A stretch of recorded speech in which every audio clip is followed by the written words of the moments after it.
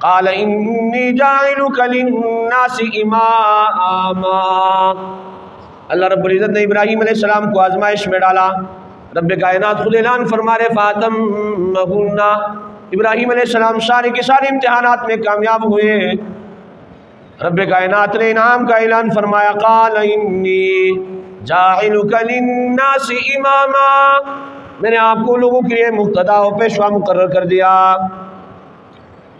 تو بہر کیف اللہ رب العزت نے امتحان لیا، ابراہیم علیہ السلام ہر امتحان آزمائش میں کامیاب ہوئے ہیں۔ جلالین نے لکھا ہے کہ 9 دفعہ ابراہیم علیہ السلام کو آزمایا گیا ہے اور بڑے بڑے امتحانات لیے گئے۔ اس میں سے ایک امتحان کہ ابراہیم علیہ السلام نے اللہ رب العزت سے اولاد مانگی ہے۔ اولاد عطا کرنے کے بعد جب یہ اولاد ابراہیم علیہ السلام کے ساتھ ہاتھ بٹھانے اور مدد اور تعاون کرنے کے لائق اور مناسب ہوئی تو اللہ رب العزت کی طرف سے آرڈر آیا کہ آپ اسے ذبح کر دو، اور وہ وحی خواب کے ذریعے سے ہوئی ہے۔ اب ابراہیم علیہ السلام اس لیے کہا جاتا ہے کہ خواب میں آپ جھوٹ نہ بولیں، یہ نبوت کا 40واں درجہ ہے، اس کے ذریعے سے وحی کی جاتی ہے۔ ابراہیم علیہ السلام صبح کو اپنے بیٹے سے خواب ذکر فرماتے ہیں قال یا بنی انی ارا فی المنام انی اذبحک فانظر ماذا تری۔ ابراہیم علیہ السلام اور اسماعیل علیہ السلام دونوں کا امتحان یہاں ہو رہا ہے۔ ابراہیم علیہ السلام اپنے بیٹے اسماعیل علیہ السلام سے فرما رہے قال یا بنی، اے میرے لخت جگر، اے میرے پیارے بیٹے، انی ارا فی المنام، میں نے خواب میں دیکھا ہے، انی اذبحک، کہ میں آپ کو ذبح کر رہا ہوں، فانظر ماذا تری۔ اسماعیل علیہ السلام سے ابراہیم علیہ السلام کہہ رہے آپ کا اس بارے میں کیا خیال ہے؟ اسماعیل علیہ السلام جواب دے رہے قال یا ابت افعل ما تؤمر، اے میرے ابا جان، آپ کو جو آرڈر ملا ہے، آپ کو جو حکم ملا ہے، آپ اسے کر گزریے۔ بیٹے کو پتا تھا میرے باپ کا خواب جو ہے وحی کا درجہ رکھتا ہے، اور خواب کے ذریعے سے اللہ رب العزت نے انہیں وحی کی ہے۔ اب بیٹا کیا جواب دے رہے قال یا ابت افعل ما تؤمر، اے میرے ابا جان، آپ کو جو آرڈر ملا ہے، آپ کو جو حکم ملا ہے، آپ اسے کر گزریے۔ ستجدنی انشاء اللہ من الصابرین، آپ مجھے صبر کرنے والوں میں سے پاؤ گے۔ ابراہیم علیہ السلام کا امتحان ہو رہا ہے۔ اولاد دینے کے بعد رب کائنات نے آرڈر جاری کیا آپ اپنے بیٹے کو ذبح کریں۔ اس لیے اللہ رب العزت خود فرما رہے وَإِذِ ابْتَلَىٰ إِبْرَاهِيمَ رَبُّهُ بِكَلِمَاتٍ فَأَتَمَّهُنَّ، اللہ رب العزت نے ابراہیم علیہ السلام کو آزمائش میں ڈالا، امتحان میں ڈالا۔ ابراہیم علیہ السلام تمام کے تمام پرچجات میں، تمام کے تمام امتحانات میں 100% نمبرات حاصل کر گئے۔ فاتمہن، اعلان کرنے والا رب کائنات ہے، نتیجے کا اعلان میرا رب فرما رہے فاتمہن، سارے کے سارے امتحانات میں ابراہیم علیہ السلام 100% نمبر حاصل کر گئے۔ اب جب امتحان میں کامیاب ہوئے تو رب کائنات نے پھر انعام سے نوازا۔ قال انی جاعلک للناس اماما، میں نے آپ کو لوگوں کے لیے مقتدا اور پیشوا مقرر کر لیا۔ ابراہیم علیہ السلام اپنے اولاد کے متعلق مانگ رہے ہیں میرے اولاد کے بارے میں کیا ہوگا؟ اللہ رب العزت فرما رہے کہ آپ کے اولاد کو بھی نوازا جائے گا، لیکن جو ظالم ہوں گے قال لا ینال عہد الظالمین، ظالموں کو یہ انعامات نہیں ملیں گے، ظلم کرنے والوں کو یہ انعام نہیں ملے گا۔ باقی ابراہیم علیہ السلام نے فرمایا قال ومن ذریتی، یا اللہ مجھے تو آپ نے مقتدا اور پیشوا مقرر کر لیا، لیکن میرے اولاد کے بارے میں کیا ہوگا؟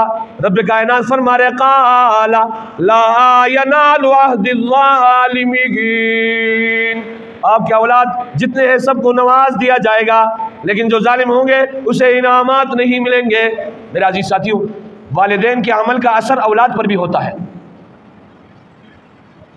تو باہر کے عرض یہ کر رہا تھا کہ ابراہیم علیہ السلام کا امتحان ہو رہا ہے، اور امتحان میں اللہ رب العزت نے بیٹے کی قربانی مانگی ہے، اور ابراہیم علیہ السلام نے اپنے بیٹے سے مشورہ لیا ہے. بیٹے نے عرض کیا میرے ابا جان آپ کر گزریے، ستجدنی انشاءاللہ من الصابرین.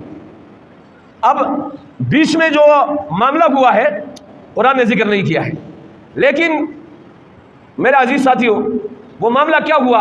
ابراہیم علیہ السلام اپنے بیٹے کو لے کر جاتے ہیں ذبح کرنے کے لیے، قربانی دینے کے لیے. آرڈر آیا ہے من جانب اللہ. اسماعیل علیہ السلام اپنے والد سے کہتا ہے کہیں میری محبت آرڈر کی تکمیل میں آڑے نہ آ جائے، لہذا ابراہیم علیہ السلام سے اپنا بیٹا کہتا ہے اسماعیل علیہ السلام آپ اپنے آنکھوں کو پٹی سے باندھ لیجئے. اور ابراہیم علیہ السلام اسماعیل علیہ السلام کو ذبح کرنے کے لیے لٹاتے ہیں. اور میرے عزیز ساتھیوں اللہ کا کرم اور فضل ہوتا ہے کہ چھری اسماعیل علیہ السلام کے بجائے اس دمبے پر چلتی ہے جو جنت سے بھیجا ہوا ہوتا ہے. اور تو ابراہیم علیہ السلام کے بارے میں اعلان ہوتا ہے وَنَادَيْنَاهُ يَا إِبْرَاهِيمُ. اللہ رب العزت فرما رہے کہ ہم نے آواز لگا دی ابراہیم علیہ السلام کو قد صدقت الرؤیا، آپ نے اپنے خواب کو سچا کر دکھایا. اِنَّا كَذَلِكَ نَجْزِي الْمُحْسِنِينَ. اللہ رب العزت فرما رہے إِنَّ هَذَا لَهُوَ الْبَلَاءُ الْمُبِينُ. میرا رب جو آزمائش جو امتحان لینے والا ہے وہ خود فرما رہے إِنَّ هَذَا لَهُوَ الْبَلَاءُ الْمُبِينُ. یہ کلی آزمائش ہے، بڑی آزمائش ہے. اللہ رب العزت نے ابراہیم علیہ السلام کو آزمائش میں ڈالا ہے. وَفَدَيْنَاهُ بِذِبْحٍ عَظِيمٍ. اور یہ بڑا ذبیحہ ہے. وَتَرَكْنَا عَلَيْهِ فِي الْآخِرِينَ. اللہ رب العزت فرما رہے یہ سنت جاری کر دیا ہم نے بعد میں آنے والوں کے لیے. اور سلامتی ہو ابراہیم علیہ السلام پر. سلام علی ابراہیم. باہر کے میرے عزیز ساتھیو جلالین نے لکھا ہے، یہ مفسر ہے جلال الدین سیوطی رحمۃ اللہ علیہ، 9 جگہ اس قسم کے امتحانات 9 امتحانات اللہ رب العزت نے لیے ہیں. اور پھر ابراہیم علیہ السلام کے امتحانات کے متعلق رب کائنات نے نتیجے کا اعلان خود فرمایا ہے کہ ابراہیم علیہ السلام سارے کے سارے امتحانات میں کامیاب ہوئے. بیٹے کو ذبح کرو، یہ کتنا بڑا امتحان ہے. ذرا سوچئے، ذرا تصور میں لائیے، ذرا یہ بات اپنے دماغ میں لائیے کہ بیٹا جس کو جو ہے مانگا جاتا ہے اللہ رب العزت سے ربنا هب لنا من ازواجنا وذرياتنا قرة اعين واجعلنا للمتقين اماما. اب جب بیٹا ملے اللہ رب العزت کی طرف سے آرڈر آئے اس کو ذبح کر دو. تو میرا عزیز ساتھیو بڑا امتحان ہے. اللہ رب العزت نے جانچ پڑتال کیا، جانچ پڑتال کرنے کے بعد ابراہیم علیہ السلام کے لیے اعلان کر دیا کہ ہر امتحان میں 100% کامیابی حاصل کر لی. آج میرے عزیز ساتھیوں وہ قربانی جو ابراہیم علیہ السلام نے کی ہے اس قربانی کو امت محمدیہ میں جاری اور ساری فرمایا گیا ہے.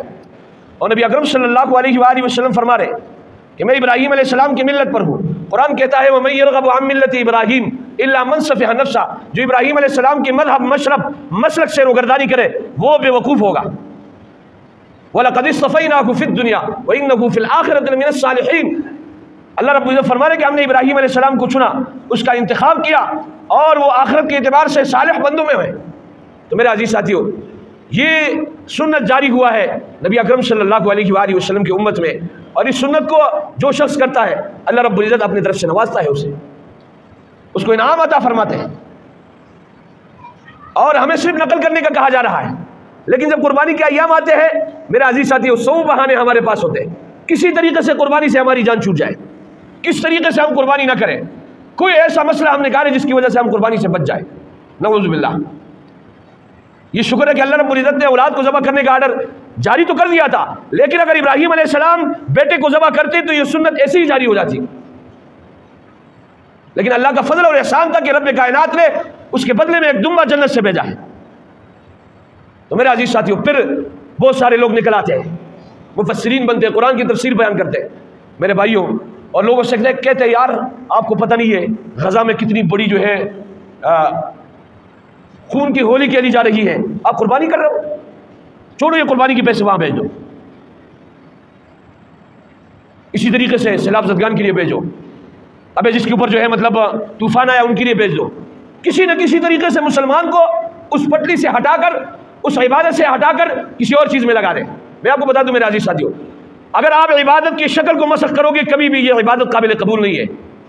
دین نام ہے نبی پاک صلی اللہ علیہ وسلم کے اعمال و افعال کا. جو عمل نبی اکرم صلی اللہ علیہ وآلہ وسلم نے کیا ہے آپ اسے کرو گے اسے دین سمجھا جائے گا. اگر آپ اسے ہٹ کر کوئی اور چیز کرو گے وہ دین نہیں ہے، اسے جو ہے دین میں نہیں شمار کیا جائے گا. تو اگر عید الاضحیٰ کے موقع پر میرے نبی نے قربانی فرمائی ہے، قربانی کا آرڈر ہے، اس کے بجائے اگر آپ کچھ اور کرتے ہو میرے عزیز ساتھی وہ دین نہیں ہے. ای راہ بمیری میں ترکستان میں بھی کہیں اور جاؤ گے.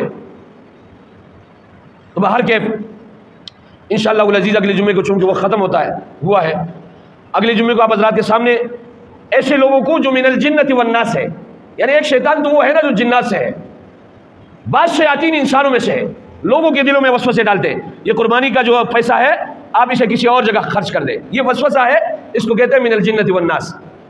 تو یہ وہ شیاطین ہیں، وہ وسوسے ڈالنے والے ہیں جو کہ الناس لوگوں میں سے ہے اور لوگوں کے دلوں میں وسوسے ڈالتے ہیں.